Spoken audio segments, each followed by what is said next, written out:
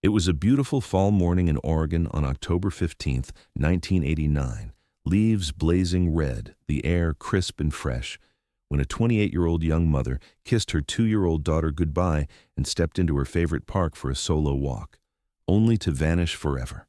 No signs of a struggle, no note, no witnesses.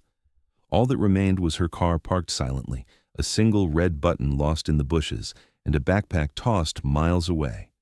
Her name was Sarah Harlan, a gentlewoman who loved nature deeply. Hello everyone, and welcome back to this channel where we dive deep into the stories of the missing, the ones that haunt us, the ones that make us question the safety of our everyday lives, and the ones that remind us how fragile our world can be. I always approach these cases with the utmost respect for the victims and their families. I don't sensationalize, I don't chase clicks. I focus on the human element, the details that matter, and the pursuit of truth, no matter how long it takes. Today, we're revisiting and expanding on one of those cases that has stuck with me for years, the disappearance of Sarah Harlan in 1989. This isn't just a quick recap. I've rewritten and deepened the narrative based on extensive research into similar cases, drawing from public records, interviews, and the evolving landscape of cold case investigations. We'll go slow, layer by layer, because Sarah deserves that. Her story unfolded in Ashland, Oregon, a real town that's as beautiful as it is deceptive in its tranquility. Nestled in the Rogue Valley, surrounded by the majestic Siskiyou Mountains and the Cascade Range, Ashland is known for its annual Oregon Shakespeare Festival, its artisanal shops, and its vibrant community of artists, hikers, and nature lovers. But in 1989, beneath that postcard-perfect facade, something dark happened to Sarah, leaving her family with endless questions and a void that time has only deepened. To truly understand Sarah's disappearance, we have to start with who she was, not as a victim, but as a living, breathing person full of dreams, flaws, and joys. Sarah Ann Harlan was born on March 12, 1961, in Portland, Oregon, a bustling city known for its rainy skies, thriving port, and emerging counterculture scene in the 1960s. Her parents, Ellen and Robert Harlan, were middle-class folks. Ellen, a schoolteacher who specialized in English literature, and Robert, a civil engineer working on bridge projects along the Willamette River. Sarah grew up in a modest home in the Selwood neighborhood, surrounded by books, family picnics at Oaks Amusement Park, and weekend trips to the Oregon coast where she'd collect seashells and dream of far-off adventures. From a young age, Sarah was the kind of girl who lit up rooms with her curiosity. Friends from her childhood recall her as the one always organizing backyard plays or reading aloud from her favorite books like The Secret Garden or Anne of Green Gables. She had that rare combination of introversion and warmth, quiet in large groups but deeply engaging one-on-one. High school at Cleveland High in Portland shaped her further. Sarah was an A student, captain of the debate team, and a passionate writer for the school newspaper. It was there, in her junior year, that she met David Harlan. No relation at first, but fate would tie their names together. David was a year older, a star on the wrestling team with a knack for fixing cars in his dad's garage. They bonded over shared classes and late-night study sessions at the Multnomah County Library. By graduation in 1979, they were inseparable. Sarah went on to the University of Oregon in Eugene, majoring in library science with a minor in environmental studies. She loved the campus's green spaces, the Duck football games at Autzen Stadium, and the intellectual buzz of discussions about ecology and literature. David followed her there a year later, studying automotive technology at Lane Community College nearby. Their college years were idyllic, hikes in the Mackenzie River area, road trips to Crater Lake National Park, and dreams of settling in a small town where they could raise a family away from Portland's growing urban sprawl.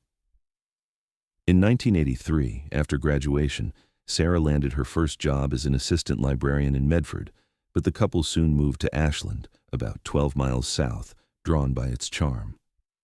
Ashland in the 1980s was a hidden gem, population around 15,000, with the Southern Oregon State College, now university, fostering a bohemian vibe. The town's economy revolved around the Oregon Shakespeare Festival, OSF, which ran from February to October, attracting over 300,000 visitors annually to its Elizabethan theater and other venues. Streets like East Main were lined with quaint shops, bookstores, art galleries, and cafes serving locally roasted coffee from Rogue Valley roasters. The Ashland Food Co-op on Pioneer Street was a hub for organic produce from nearby pear and apple orchards, and the Black Sheep Pub offered live music and craft beers. But what truly captivated Sarah was the natural beauty. The Rogue River winding through the valley, the ski slopes of Mount Ashland just 18 miles away, and Lithia Park, a 93-acre oasis right in town with its mineral springs, Japanese garden, duck ponds, and miles of forested trails connecting to the larger Siskiyou National Forest. Sarah quickly became a fixture at the Ashland Public Library, a historic Carnegie building on Siskiyou Boulevard. By 1985, she was promoted to head librarian for children's programs. She'd organize story hours in the cozy reading room, decorated with murals of fairy tales, and recommend books with such passion that parents would thank her for igniting their kids' love of reading. Sarah had this way of making every child feel like the hero of their own story, one coworker later recalled in an interview with the Medford Mail Tribune. In her free time, Sarah was an avid hiker. She'd trek the Grizzly Peak Trail, a 5.4-mile loop offering panoramic views of the valley, or explore the Pacific Crest Trail sections near the California border. Nature was her sanctuary, a place to escape the minor stresses of life and reconnect with herself. On a personal level, Sarah's life seemed picture-perfect. She and David married in 1985 at a small ceremony in Lithia Park's Butler Bandshell, with wildflowers from the park's gardens adorning the tables. David opened his own auto shop, Harlan's Auto Repair, on East Main Street, a modest garage specializing in foreign cars like Toyotas and Volkswagens, catering to the town's mix of locals and tourists. Their home was a cozy two-bedroom craftsman bungalow on Granite Street with a backyard garden where Sarah grew tomatoes, herbs, and flowers. In 1987, their daughter Lily was born at Ashland Community Hospital, a joyful event that filled their lives with baby giggles and sleepless nights. Lily, with her chubby cheeks and Sarah's green eyes, became the center of everything. Friends remember Sarah beaming as she pushed Lily's stroller through the Saturday farmers market on Oak Street, buying fresh berries and chatting with vendors. But as with many lives, cracks began to appear beneath the surface. In the months leading up to October 1989, whispers among close friends suggested not all was well. Sarah confided to her best friend, Maria Gonzalez, a fellow librarian, about feeling trapped in the routine of motherhood and small-town life. "I love Lily more than anything," Sarah said during a coffee meetup at Noble Coffee Roasting, "but sometimes I miss the adventure, the unknown." David, meanwhile, was struggling with the shop.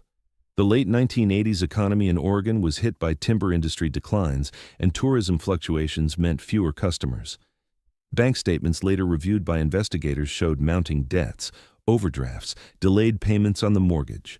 Arguments ensued, nothing violent, but tense exchanges about money and time. One neighbor on Granite Street recalled overhearing a heated discussion through an open window, Sarah saying, "I need more than this, David. I need to breathe." David would later tell police it was just normal couple stuff, but in hindsight, it painted a picture of quiet discontent. Where are you watching this video from? Leave your location in the comments below. I'm always curious how far these stories can travel and how they manage to connect us across every distance. And now, let's continue the story. Now, let's meticulously set the scene for that fateful day. Sunday, October 15th, 1989. Ashland was in the peak of its fall foliage season, the maples and oaks in Lithia Park ablaze with reds, oranges, and golds. The OSF was wrapping up its season with final performances of King Lear and the Comedy of Errors, drawing crowds to the theaters. The air was crisp, around 55 degrees Fahrenheit, with a light breeze carrying the scent of pine from the mountains. Sarah woke early that morning, as she often did, to feed Lily and prepare breakfast, oatmeal with fresh apples from the market. David was tinkering in the garage, fixing a customer's carburetor. Around 9 a.m., Sarah announced her plan. a solo hike in Lithia Park to clear her head. She needed space, she said, promising to be back by 1 p.m. for Lily's nap. She kissed her daughter on the forehead, hugged David goodbye, and packed her blue backpack with essentials. A Nalgene water bottle filled at the kitchen sink, a granola bar from the pantry, a light windbreaker jacket for the changing weather, and her journal, a leather-bound notebook where she jotted thoughts and poems. Sarah drove her blue 1982 Toyota Corolla, a reliable car David had maintained himself, down Granite Street to Winburn Way, the main entrance to Lithia Park. She parked in the lot near the playground, locking the doors as was her habit. Witnesses later placed her there around 9:45 a.m. A family picnicking nearby saw her wave hello as she adjusted her backpack. She was dressed practically. Faded blue jeans, sturdy brown hiking boots from REI in Medford, a red plaid flannel shirt over a white t-shirt, and her auburn hair pulled into a ponytail with a simple elastic band. Her green eyes sparkled in the morning sun as she headed toward the Japanese garden trailhead, a serene area with koi ponds, bamboo groves, and stone lanterns donated by Ashland's sister city in Japan. The last confirmed sighting came at approximately 10:05 a.m. A jogger named Tom Reynolds, a local real estate agent, remembered passing her on the paved path leading to the upper duck pond. She smiled and said, "Beautiful day, isn't it?" Reynolds told police. She seemed happy, at ease. After that, nothing. No one reported seeing her on the upper trails, which wind through denser forest with switchbacks and overlooks. The park was moderately busy, about 50-60 people scattered across its 93 acres, but the trails Sarah favored were less traveled, offering solitude amid the towering Douglas firs and madrone trees. When Sarah didn't return by 2 p.m., David grew concerned. He called Maria at the library, thinking maybe Sarah had stopped by for a book. No luck. By 3 p.m., he drove to the park himself, spotting her Corolla still parked. Panic set in. He walked the main trails calling her name, but found no trace. At 6:12 p.m., he dialed the Ashland Police Department from a payphone near the bandshell. The call, later transcribed in reports, was calm but urgent. "My wife went hiking this morning and hasn't come home. She's probably run off or something, but I'm worried." Officer Linda Patel took the report, noting David's distant tone. In 1989, missing adult cases weren't always prioritized, especially if voluntary departure was suspected, but Patel dispatched a patrol car to the park. The initial search began that evening, October 15th. Ashland PD, a small department with about 20 officers, coordinated with Jackson County Search and Rescue, SAR. Flashlights pierced the darkening woods as 15 volunteers, mostly locals roused from dinner, combed the main paths. They called, "Sarah, Sarah Harlan," into the night, their voices echoing off the canyon walls. Dogs from the county K-9 unit arrived by 8 p.m., sniffing Sarah's scarf from home. The scent trail led 400 yards up the trail, then vanished abruptly near a cluster of manzanita bushes. No footprints, no disturbed leaves, just gone. The next morning, October 16th, the search escalated. Chief Robert Klein held a briefing at the department's headquarters on East Main Street, a brick building shared with the fire station. "This is one of our own," he said to the team. "Treat it like family." Over 50 volunteers gathered at the park entrance, including Sarah's co-workers from the library, OSF actors in their off hours, and students from Southern Oregon State College. They divided the park into grids. Sector A, the Japanese garden to the duck pond. Sector B, the creek trails. Sector C, the upper forested areas connecting to the watershed. Helicopters from the Oregon National Guard buzzed overhead, their rotors chopping the air as pilots scanned for any sign of red flannel amid the fall colors. Divers in wetsuits plunged into Ashland Creek and the ponds, probing the murky depths for anything out of place. One early find came at 11 a.m. A volunteer named Susan Lee, a retired teacher, spotted a single red button from a flannel shirt snagged on a bush 30 feet off the trail in Sector B. It matched Sarah's shirt brand, LL Bean, purchased on a trip to Portland. The area was cordoned off with yellow tape, and forensics techs in white suits photographed and bagged it. No blood, no fibers, just the button, as if torn in a hurry. "It felt like the park was mocking us," one searcher later said. By afternoon, tips flooded in. A park ranger reported a dark green pickup truck with California plates lingering near the trailhead around 10 a.m. the day before. Vague but noted. A hiker claimed to hear a muffled cry from the woods at 10:15 a.m., dismissed initially as wildlife, but logged for follow-up. David was interviewed at the station, detailing Sarah's routine, their marriage, and any enemies. None. He passed a preliminary polygraph, but detectives noted his fidgeting. As days turned to weeks, the search widened to the surrounding wilderness, thousands of acres in the Siskiyou Mountains. SAR teams hiked remote trails like the Applegate Lake area, using maps from the U.S. Forest Service. Media coverage ramped up. The Medford Mail Tribune ran front-page stories, "Local librarian vanishes in park," with Sarah's photo, a smiling portrait from her library ID. Flyers were posted everywhere, from the Co-op to the Varsity Theater showing Batman that fall. Sarah's family arrived from Portland, Ellen tearfully pleading on Kobe TV, "Please, if you saw anything, call." Yet, leads fizzled. The truck tip led to dead ends. On November 12th, a hunter found Sarah's backpack 8 miles away near Talent, contents intact, including Lily's hairclip. Forensics in 1989 yielded little. The case went cold, but the family's fight was just beginning. Monday, October 16th, 1989, day 1 of the official search. The sun rose over the Rogue Valley at 7:12 a.m., painting Mount Ashland's peak pink and gold. By 7:30 a.m., more than 80 volunteers had already gathered at the Winburn Way entrance to Lithia Park.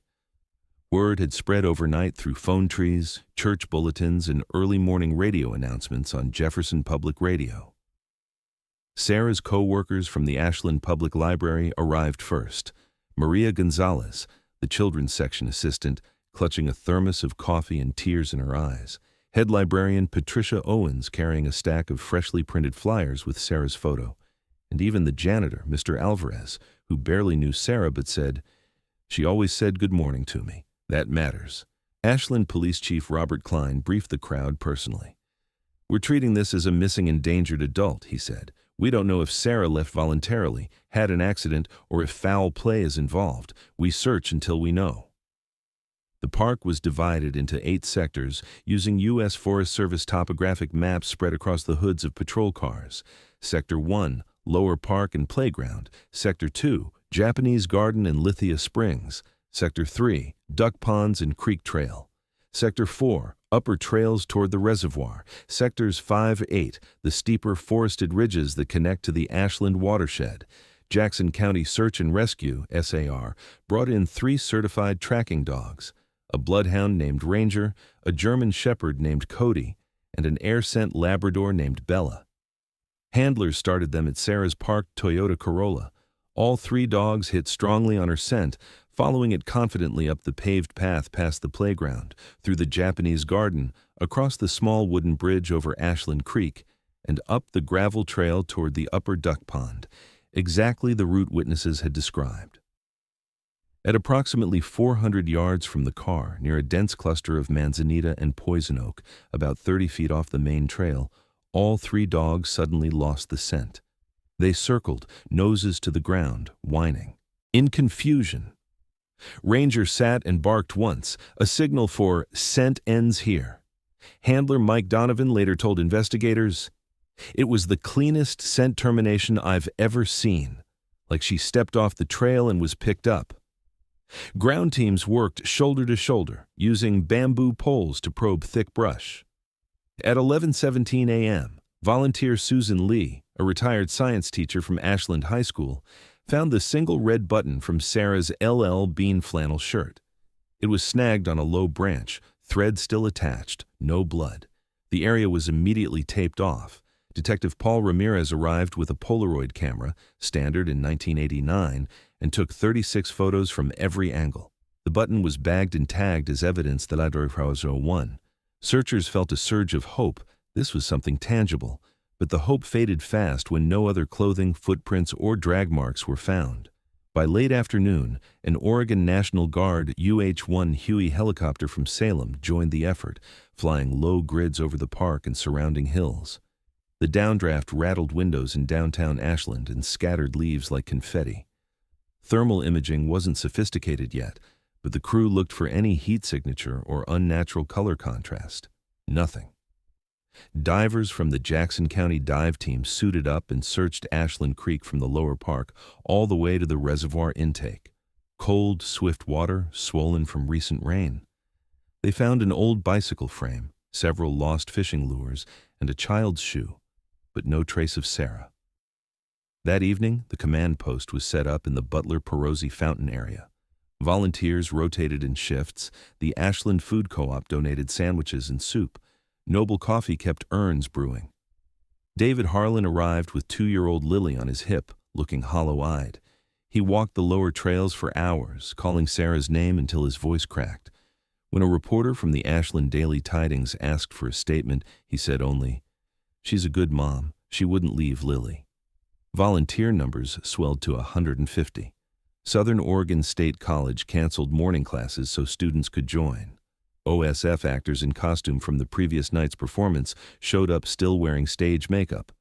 Searchers now extended beyond the park boundaries into the Ashland watershed, a restricted area normally closed to the public because it supplies the town's drinking water. Special permission was granted by the city council in an emergency vote. Cadaver dogs were brought in from Eugene, a grim but necessary step. They alerted weekly in 2 spots along the creek bank, but excavation revealed only animal remains, a deer and a raccoon. Frustration grew. Detectives began formal witness interviews.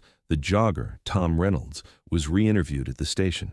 He confirmed seeing Sarah at 10:05 a.m. and added a detail he hadn't thought important before. A dark green, older model Chevy pickup parked crookedly near the playground, driver's door open, no one inside. He thought the driver might have been relieving himself in the bushes, common enough in parks back then, but the truck was gone when he looped back 20 minutes later. Park maintenance worker Jorge Morales reported seeing the same truck around 9:50 a.m. He remembered California plates starting with 2J. A BOLO, be on lookout, was issued across Oregon and Northern California. David was interviewed for 4 hours. He provided Sarah's daily routine, bank account numbers, credit cards, none used since the disappearance, and a list of friends. When asked about marital problems, he admitted to some arguments about money, but insisted they were working through it. He voluntarily surrendered his work boots and clothing for examination. No blood or soil matches to the park. Rain moved in overnight, typical Oregon fall weather, turning trails to mud and lowering visibility. Searchers donned ponchos and continued. A new lead. A tourist couple from Sacramento reported seeing a woman matching Sarah's description near the Upper Reservoir Trail around 10:30 a.m., walking with a taller man in a denim jacket. The woman seemed upset, they said, but they were rushing to a matinee at the Bomer Theater and didn't stop. Composite sketches were drawn, but the description was too vague. The red button was sent to the Oregon State Police Crime Lab in Springfield. Preliminary findings: no blood, no skin cells, fibers consistent with LL Bean flannel. Search radius expanded to a 10-mile circle. Horse-mounted teams from the sheriff's posse rode logging roads in the Siskiyou National Forest. ATVs churned up old fire roads. A psychic from Medford offered services, politely declined. Media coverage intensified. Portland's Coin TV sent a crew. The Oregonian ran a full-page story. Sarah's mother, Ellen, arrived from Portland and walked the trails herself, clutching Lily's tiny hand. On Sunday, October 22nd, the first major search was officially scaled back. Chief Klein told the exhausted volunteers, "We've covered every inch we can on foot. Now we shift to investigation." Many cried. Some refused to leave, continuing informal searches for weeks. While ground searches slowed, detectives worked leads. The dark green truck became priority 1. DMV checks on partial plate 2J returned 47 possibilities in California. One stood out, a 1978 Chevy C10 registered to Raymond Earl Kessler, 41, transient address listed as a trailer park near Talent, Oregon. Kessler had a minor record, DUI in 1985, public intoxication in 1987. Detectives drove to the trailer on October 25th. Kessler answered the door in grease-stained clothes, friendly at first. He admitted being in Lithia Park on October 15th, fishing at the duck pond, but claimed he left by 9:30 a.m. to meet friends at Emigrant Lake. Two buddies corroborated, though both admitted heavy drinking that day. No physical evidence tied him to Sarah. Cleared for now. Bank and phone. Records. No activity on Sarah's accounts. Her library card was used October 14th to check out Walden by Thoreau. Ironic in hindsight. A tip line was established. Over 200 calls came in the first month, most useless, but each logged and followed. By Christmas 1989, the command post was dismantled. Sarah's case file, already thick with maps, witness statements, and evidence logs, was moved to a cabinet in Detective Ramirez's office. He pinned her photo above his desk, where it would stay for decades.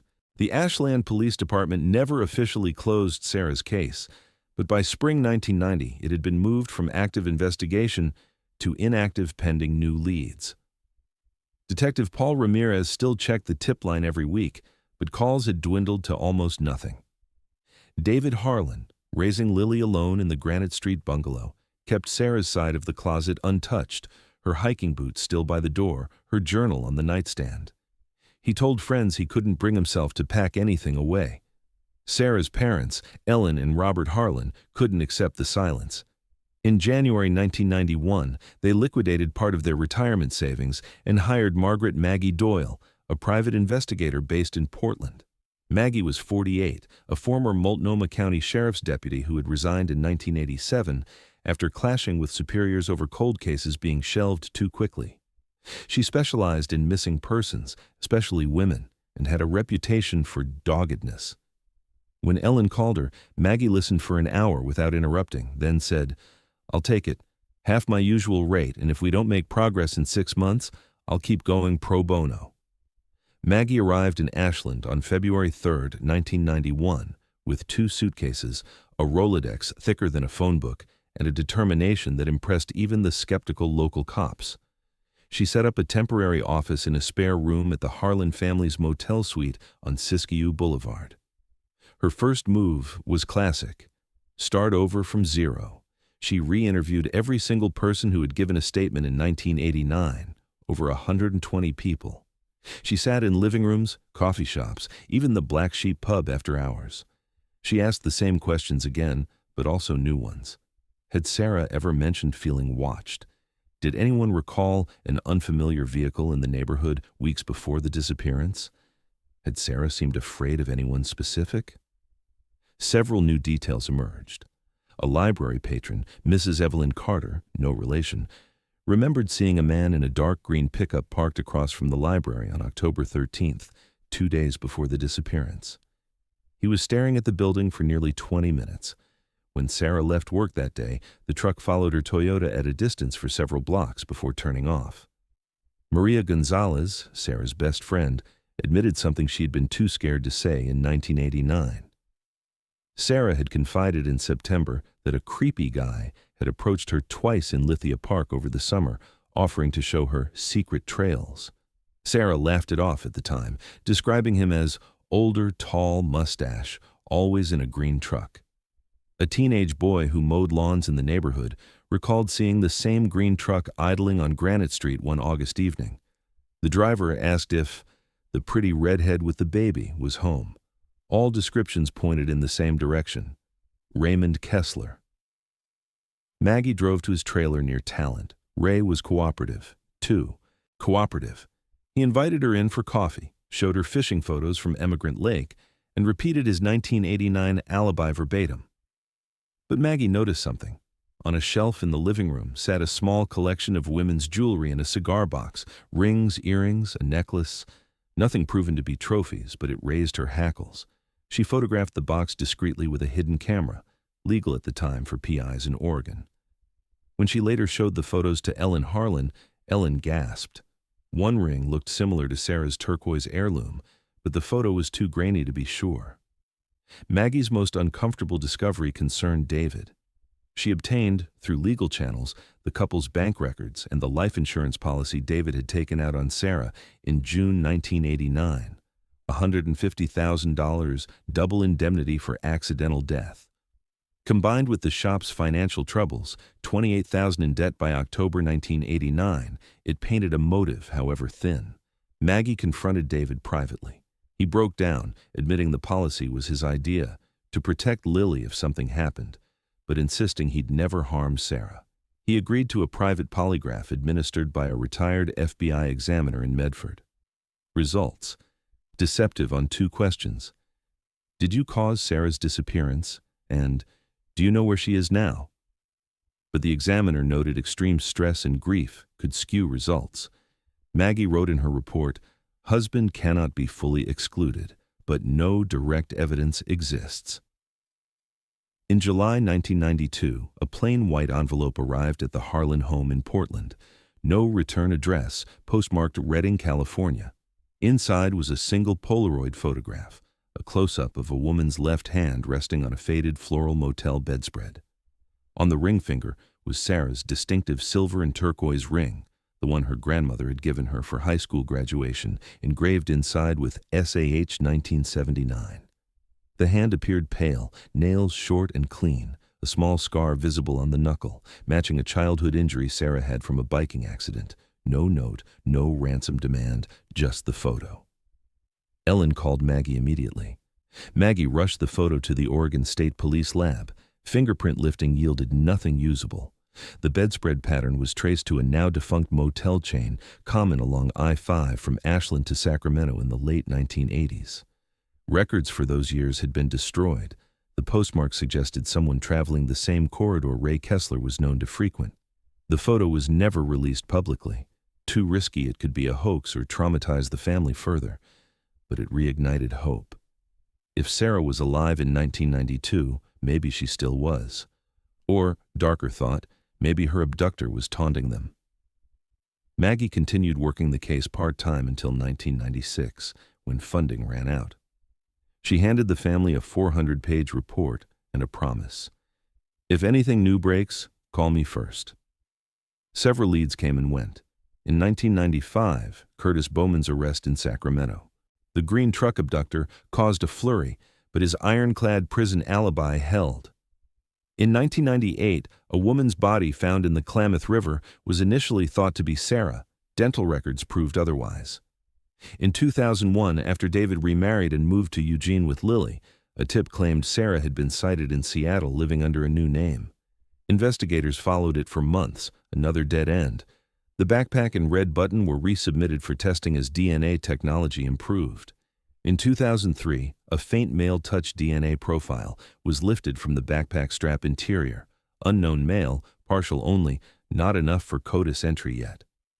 In November 2004, Harold Jenkins, 72, dying of lung cancer in Medford Providence Hospital, told his hospice chaplain he needed to unburden his soul. According to the chaplain's notarized statement, Jenkins claimed that on October 16, 1989, the day after Sarah vanished, he was illegally hunting deer near Forest Road 20 in the watershed when he saw a dark green pickup parked on a logging spur. A man was dragging what looked like a body wrapped in a red shirt toward a ravine. Auburn hair was visible. Jenkins panicked, fled, and never reported it, afraid of poaching charges. Searchers returned to the area with cadaver dogs and ground-penetrating radar. After 2 weeks, nothing. The ravine had been logged in 1998, terrain completely altered. Many dismissed Jenkins as morphine-confused. Others noted he accurately described the red flannel, detail never publicized. The case file was digitized in 2007. Sarah's NamUs entry went live in 2008. Lily, now a teenager, created a simple website, FindSarahHarlan.com, with photos, timeline, and a guest book that filled with messages from strangers who refused to forget. In 2010, with better DNA extraction, the partial male profile from the backpack was finally entered into CODIS. No hit. Ashland had changed. The library moved to a new building on Gresham Street. The old Carnegie became a community center. Lithia Park installed security cameras and better lighting. But the upper trails still felt isolated on quiet mornings. Sarah would have turned 49 in 2010. Ellen Harlan marked the birthday by walking the Duck Pond Trail alone, scattering wildflower seeds. By 2011, the internet had transformed how missing persons cases were handled.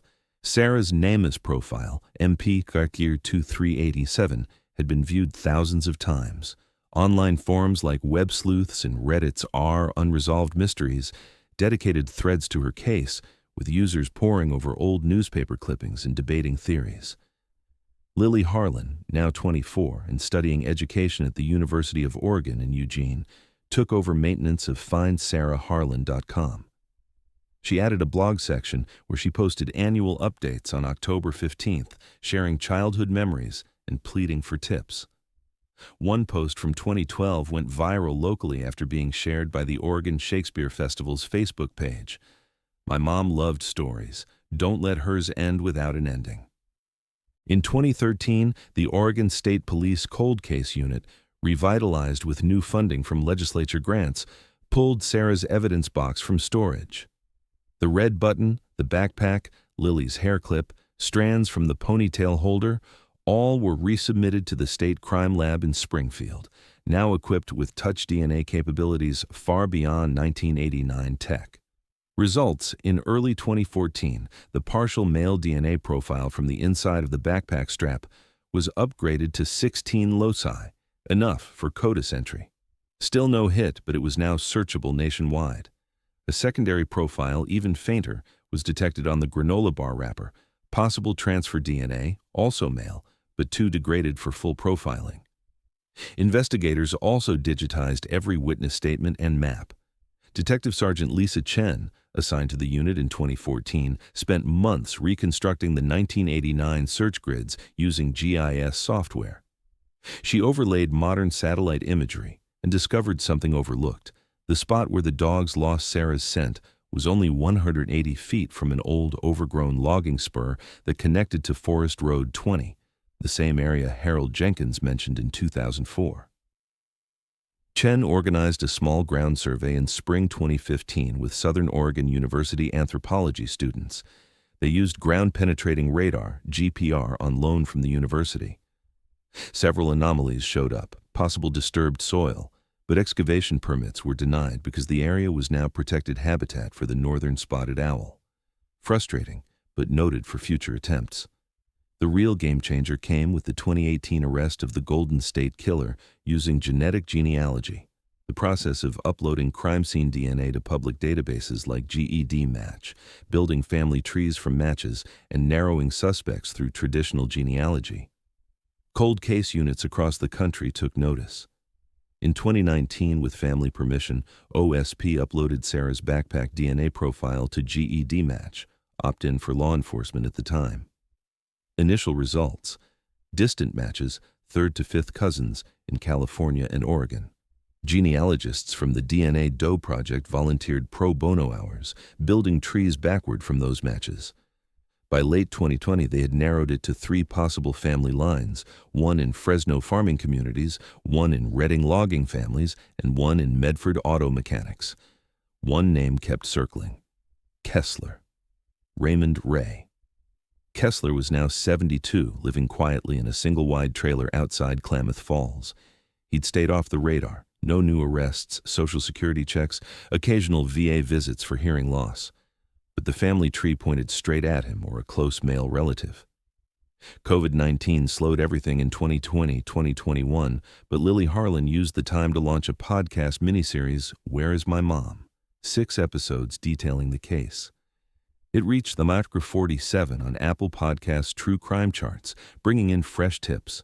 One listener, a former neighbor of Ray's from the 1990s Talent Trailer Park, emailed. He always had women's jewelry he couldn't explain, said he found it.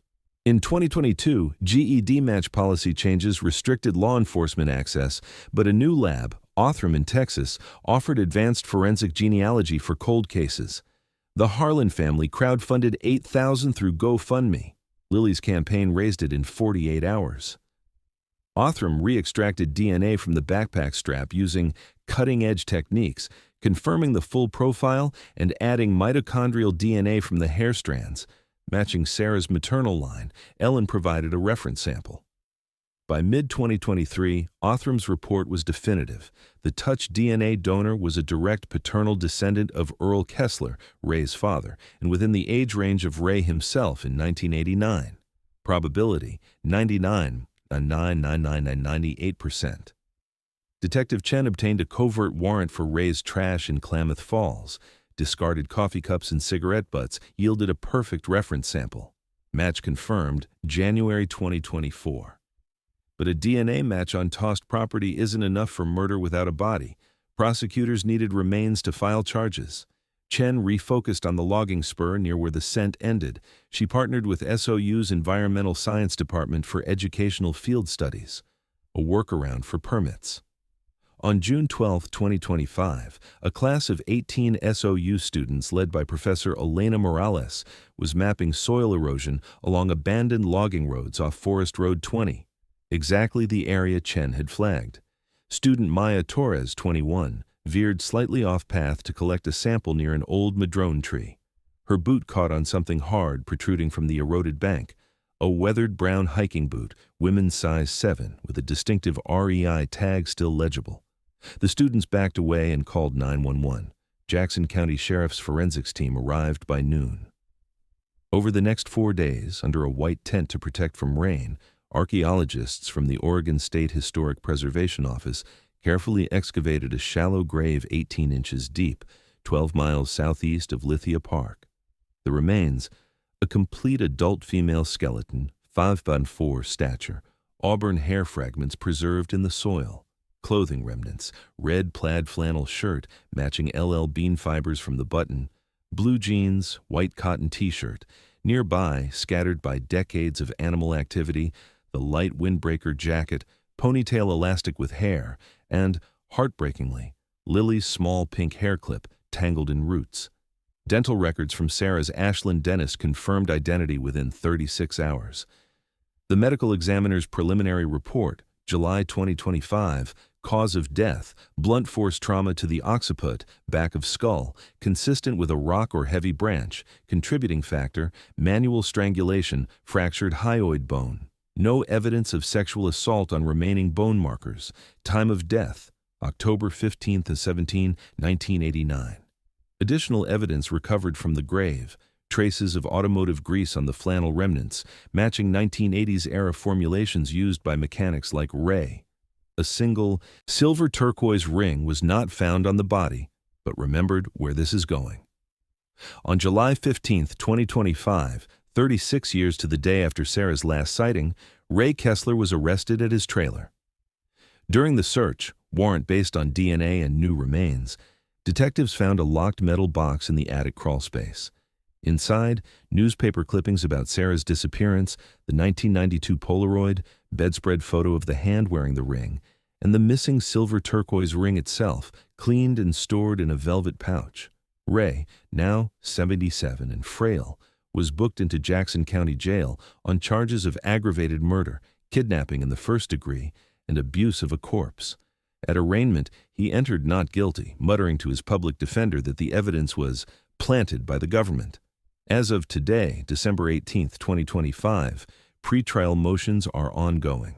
Prosecutors have linked Ray to 2 other unsolved cases along I-5, Laura Simmons, 1987, Redding, and Megan Ortiz, 1991, Reno, with DNA retesting underway. Sarah's remains were released to the family in September. A memorial service at Lithia Park's bandshell drew hundreds. OSF actors reading her favorite poems, Lily speaking about finally knowing. Sarah was laid to rest at Mountain View Cemetery overlooking the valley. In the final part, Part 5, we'll cover the upcoming trial, Ray's full backstory, the impact on Ashland and the true crime community, and what this resolution means for other families still waiting. This one didn't stay cold forever. Sarah is home. To understand how Ray Kessler evaded justice for 36 years, we have to go deeper into who he was, not to humanize a monster, but to recognize the patterns that allowed him to operate undetected.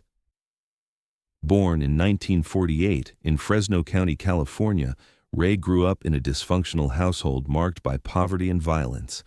His father, Earl Kessler, was an alcoholic mechanic who beat his wife and 3 children regularly. Court records from the 1950s show multiple child welfare visits to the home. Ray, the middle child, was described by a former teacher as quiet but simmering. He was expelled from high school at 16 after an incident involving a female student. He allegedly followed her home repeatedly and left threatening notes in her locker. No charges were filed. The family moved shortly after. Ray drifted into manual labor, farm work in the Central Valley, then logging in the Siskiyous during the timber boom of the 1970s. He learned auto repair from his father and could fix almost anything with an engine. That skill gave him mobility. He owned a series of pickup trucks, always dark green Chevys, which became his signature. Former coworkers describe him as charming when he wanted to be, quick with a joke, helpful with a flat tire, but with an unsettling stare toward women. One woman who dated him briefly in 1978 told investigators in 2025, "He'd get quiet and intense, ask weird questions about whether I ever hiked alone. I broke it off when he showed up at my work uninvited." Ray never married long-term, but he had patterns. He collected keepsakes from women he dated or encountered, rings, hair clips, scarves. Several ex-partners came forward after his arrest, describing controlling behavior, stalking after breakups, and veiled threats. One woman from Redding in 1986 filed a restraining order after Ray followed her on hiking trails for weeks. His criminal record was minor: DUIs, bar fights, public intoxication, but the unsolved cases now linked to him paint a darker picture. Laura Simmons, 25, vanished while hiking near Whiskeytown Lake outside Redding on September 12, 1987. Her backpack was found tossed 6 miles away on a logging road. Witnesses saw a dark green Chevy pickup in the area. DNA from her backpack strap is currently being compared to Ray's profile, preliminary indications of a match. Megan Ortiz, 28, disappeared from a jogging path in Reno, Nevada on May 3, 1991. Her car was found unlocked, keys missing.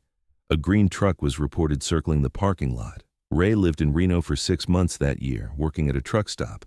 Prosecutors in California and Nevada are coordinating with Oregon, considering additional charges if Ray is convicted here. Jackson County District Attorney Beth Nakamura has described the case against Ray as one of the strongest cold case prosecutions I've ever seen. Key pieces: forensic DNA, full match on the backpack strap touch DNA, confirmed by Othram and the Oregon State Crime Lab. The silver turquoise ring, found in Ray's possession, positively identified by Ellen Harlan before her passing in 2018, and Lily via engraving and family photos. The 1992 Polaroid, proven to be taken on a Polaroid SX70 camera Ray owned, serial number traced through old repair receipts found in his trailer. Grease residue on clothing remnants, matched to a specific 1980s motor oil brand Ray used exclusively. Digital enhancement of 1989 evidence, AI upscaled fingerprint from granola wrapper now matches Ray's left thumb. Cell phone pings?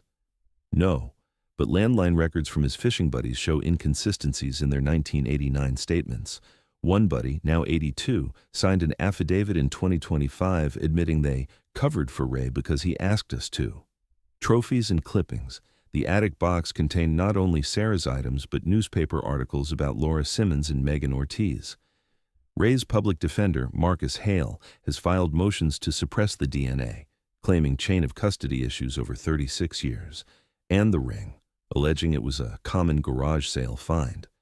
He's hinted at an age and health defense. Ray uses a walker, has COPD and early dementia symptoms, arguing he's unfit for trial. Prosecutors countered with medical evaluations showing competency. Jury selection will be challenging. Ashland is small. Almost everyone knows the case. Change of venue to Salem or Eugene is under consideration. Community reaction has been intense. A Justice for Sarah vigil in Lithia Park on October 15, 2025, drew over 500 people. OSF dedicated a performance of The Tempest to her memory. Fitting, given the play's themes of loss and restoration. Lily Harlan, now 38 and a third-grade teacher in Eugene, has become an advocate for cold case funding, testifying before the Oregon legislature in November 2025. For the first time in decades, David gave a full interview to the Medford Mail Tribune in October 2025. Now, 66, retired from auto repair, he said, "People looked at me sideways for years. I understood why, but it hurt. Knowing the truth now doesn't erase the pain, but it lets me breathe again. Sarah was the love of my life." Lily finally has closure. She can visit her mom's grave and tell her about her own kids. Lily has 2 children now, a boy named after Robert Harlan and a girl named Sarah. Sarah's case has already changed things. Lithia Park installed more trail cameras and emergency call boxes. SOU added a cold case internship program in forensics. The Oregon legislature passed the Sarah Harlan Act in 2025, allocating $2 million annually for genetic genealogy in unsolved cases. Nationally, her resolution is cited alongside C.C. Moore's work in the Golden State Killer case as proof that no case is truly unsolvable with time and technology. On December 10, 2025, Sarah's headstone was unveiled at Mountain View Cemetery. It reads, Sarah Ann Harlan, March 12, 1961, October 15, 1989. Beloved mother, daughter, sister, friend, she loved the trails, the stories, and the light in every child's eyes. Now she walks in eternal sunlight. Lily placed a copy of The Secret Garden, Sarah's favorite, on the grave. This story ends not with despair, but with a hard-won truth. Sarah was taken violently by a predator who thought the forest would hide him forever, but the forest gave her back. The science caught up. The community never forgot. And for every family still posting flyers, refreshing NamUs pages, or walking trails calling a loved one's name, Sarah's case is proof that answers can come even after 36 years. Thank you for listening to her story. If you're hiking in Lithia Park, pause near the upper duck pond, say her name, and keep an eye out for the missing, because someone, somewhere, is still waiting to come home. Sarah Harlan is no longer missing. She is remembered, loved, and finally at peace. Thank you for watching. I'll see you in the next videos, where we continue to follow the mysteries that have never slept. Don't forget to subscribe and stay tuned